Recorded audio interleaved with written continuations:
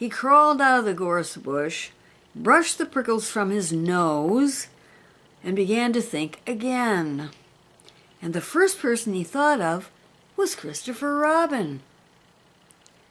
"Was that me?" said Christopher Robin in an awed voice, hardly daring to believe it. "That was you." Christopher Robin said nothing, but his eyes got bigger and larger, and his face got paler and paler. Now help me turn the page. So Winnie the Pooh went round to his friend Christopher Robin, who lived behind a green door in another part of the forest. "Good morning, Christopher Robin," he said. "Good morning, Winnie the Pooh," said you. "I wonder if you got such a thing as a balloon about you." "A balloon?" "Yes, I just said to myself coming along, I wonder if Christopher Robin has such a thing as a balloon about him.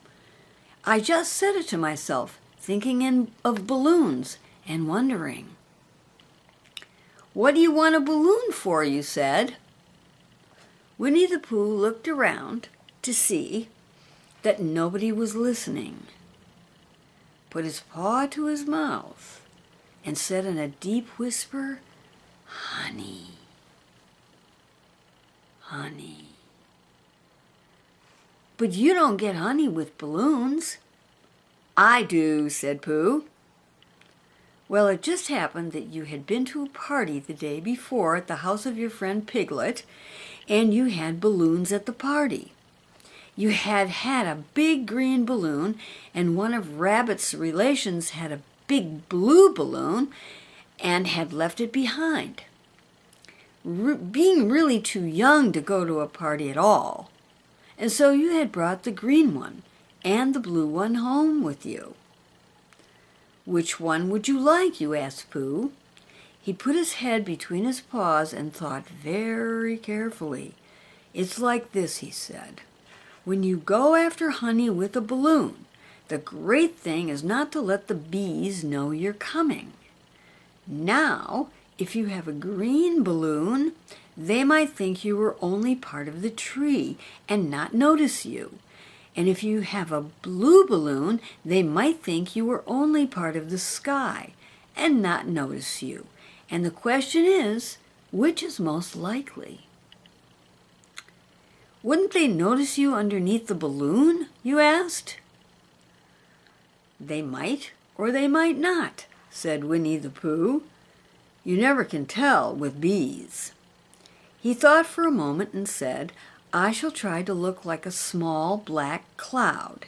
That will deceive them." "Then you had better have the blue balloon," you said. And so it was decided. Well, you both went out with the blue balloon, and you took your gun with you, just in case, as you always did.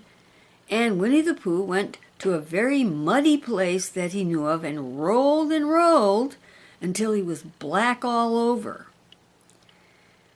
And then, when the balloon was blown up as big, you and Pooh were both holding on to the string, and you let go suddenly.